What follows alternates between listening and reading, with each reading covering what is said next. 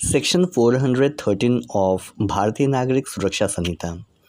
Section 413 कहता है no appeal to lie unless otherwise provided, और ये मेंशन है सीआरपीसी के सेक्शन 372 में।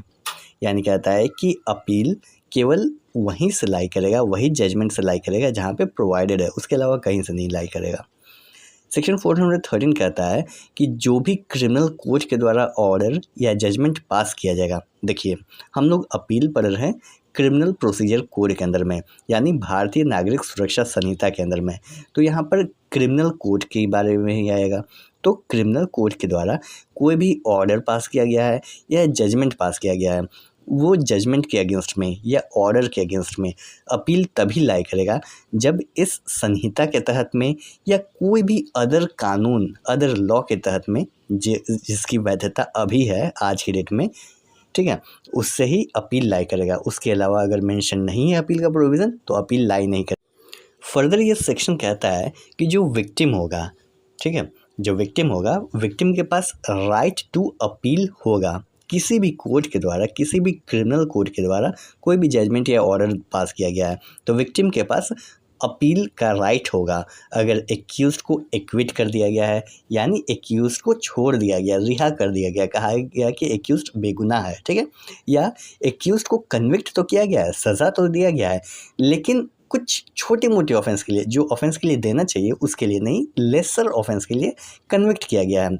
या कंपनसेशन इम्पोज भी किया गया है तो सफिशिएंट कंपनसेशन इम्पोज नहीं किया गया है, इनएडिक्वेट कंपनसेशन इम्पोज किया गया है। यानी 3 सिचुएशन में विक्टिम के पास राइट होगा अपील में जाने के लिए। पहला सिचुएशन एक्विटिंग द एक्यूज्ड, दूसरा convicting for a lesser offence, and third imposing इनएडिक्वेट compensation. हम लोग यहाँ पर अपील का प्रोविज़न समझ रहे हैं। तो ये जो वर्ड है अपील, ये अपील का मीनिंग क्या होता है? तो देखिए जो अपील है इसका मीनिंग होता है कि किसी भी कोर्ट के द्वारा पास किया गया है जजमेंट या ऑर्डर पास किया गया है, ठीक है, तो उसको उस कोर्ट से सुपीरियर कोर्ट पर ले जाना और ये पता करना कि वो जो इन्फीरियर कोर्ट के द्वारा जो जजमेंट पास किया गया है वो सही है, सस्टेनेबल है। आइए यहाँ पर 2 केसेस के माध्यम से हम लोग समझते हैं। पहला केस है रामफाल वर्सेस स्टेट, 2015 का केस है। I repeat, Ramphal versus state. देखिए सीआरपीसी के सेक्शन 378 सबसेक्शन 3 के अंतर्गत में हाई कोर्ट का इजाज़त चाहिए होता है, परमिशन चाहिए होता है लीव में जाने के लिए। तो दिल्ली कोर्ट के सामने, दिल्ली हाई कोर्ट के सामने ये सवाल उठा कि क्या विक्टिम को भी परमिशन चाहिए होगा अंडर सेक्शन 372 ऑफ सीआरपीसी। तो दिल्ली हाई कोर्ट के फुल बेंच ने कहा कि सीआरपीसी का जो सेक्शन 372 है, यानी अभी जो न्यू है भारतीय नागरिक सुरक्षा संहिता, उसका सेक्शन 413, ठीक है, सीआरपीसी का सेक्शन 372 एक इंडिपेंडेंट स्टैट्यूटरी राइट देता है विक्टिम को अपील में जाने के लिए। तो इसीलिए हाई कोर्ट का परमिशन का कोई ज़रूरत नहीं है, जो कि सेक्शन 373 सबसेक्शन 3 ऑफ सीआरपीसी कहता है कि हाई कोर्ट की इजाज़त चाहिए होगी, leave of the high court, ठीक है, leave of the high court मतलब हाई कोर्ट की इजाज़त, हाई कोर्ट की परमिशन चाहिए होगी। वहाँ विक्टिम के केस में अगर विक्टिम जा रहा है अपील में तो वहाँ विक्टिम को हाई कोर्ट की इजाज़त नहीं लेना है। 378 का टाइटल है appeal in case of acquittal, ठीक है, अगर एक्विटल हो जाता है एक्यूज को छोड़ दिया जाता है तो वहाँ पर प्रोविज़न है कि हाई कोर्ट का परमिशन चाहिए होगा अपील में जाने के लिए, लेकिन विक्टिम जो होगा, विक्टिम बिना परमिशन के भी अपील में जा सकता है।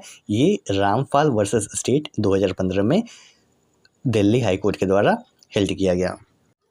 नेक्स्ट केस है सेम 2015 का, Satyapal Singh versus state of MP. इससे पहले हम लोग देखिए रामफाल वर्सेस स्टेट, ये 2015 का था। Satyapal Singh versus state of MP, ये भी 2015 का केस है। इसमें अगेन सेम क्वेश्चन आया परमिशन के रिगार्डिंग में कि क्या विक्टिम को परमिशन लेना पड़ेगा हाई कोर्ट का अपील में जाने के लिए अंडर सेक्शन 378 ऑफ सीआरपीसी।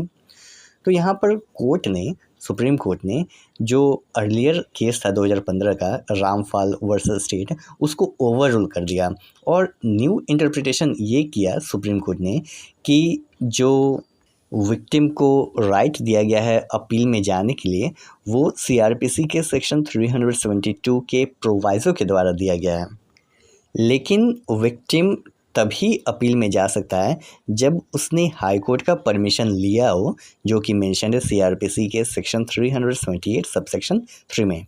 यानी 378 का टाइटल है appeal in case of acquittal, यानी जो हम लोग बात कर रहे हैं यहाँ पर एक्यूज्ड को एक्विट कर दिया गया है, छोड़ दिया गया है, रिहा कर दिया गया है।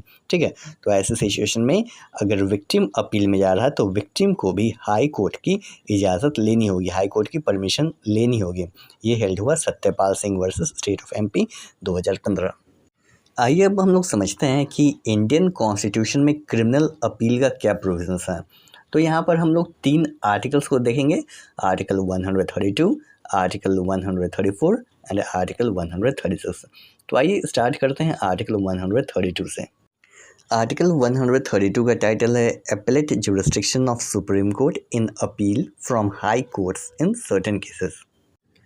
क्लॉज 1 कहता है कि हाई कोर्ट के द्वारा कोई भी जजमेंट पास किया गया है, डिक्री पास किया गया है या फाइनल ऑर्डर पास किया गया है तो उसके अगेंस्ट में अपील लाई करेगा सुप्रीम कोर्ट में।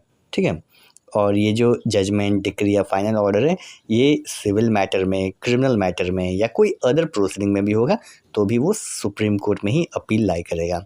और अगर यहाँ पे एक और है कि हाई कोर्ट के द्वारा सर्टिफाई किया जाना चाहिए।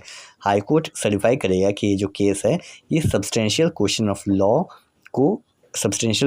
लॉ से डील करता है, जहाँ पर इंटरप्रिटेशन ऑफ कॉन्स्टिट्यूशन चाहिए और सुप्रीम कोर्ट।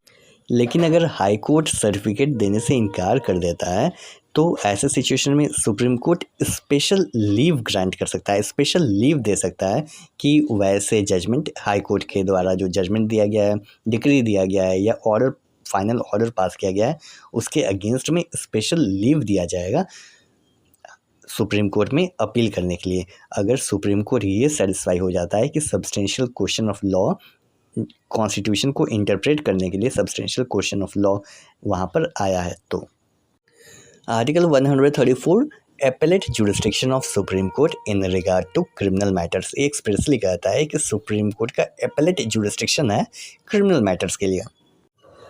क्लॉज 1 कहता है कि हाई कोर्ट के क्रिमिनल प्रोसीडिंग के द्वारा कोई भी जजमेंट पास किया गया है या फाइनल ऑर्डर पास किया गया है या कोई भी सेंटेंस दिया गया है, सज़ा दिया गया है, इम्पोज किया गया है हाई कोर्ट के द्वारा तो अपील लाई करेगा सुप्रीम कोर्ट में।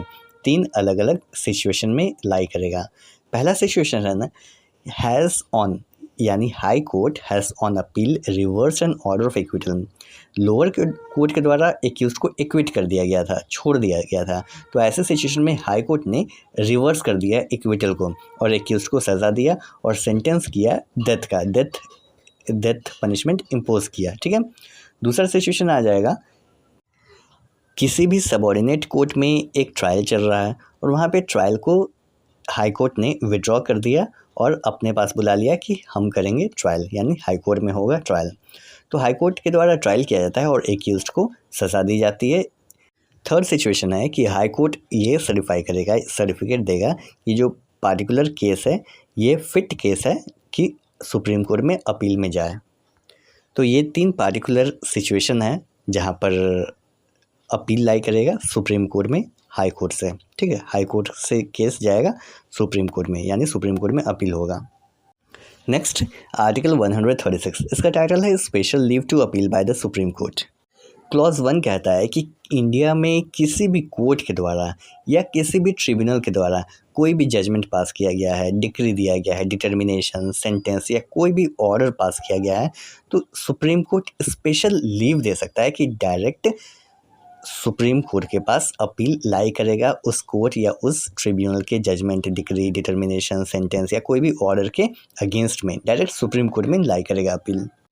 क्लॉज 2 कहता है जजमेंट, डिटर्मिनेशन, सेंटेंस और order passed by any court या ट्रिब्यूनल आर्म्ड फोर्सेस से जो रिलेटेड है वो that will not be affected by article 136 clause 1।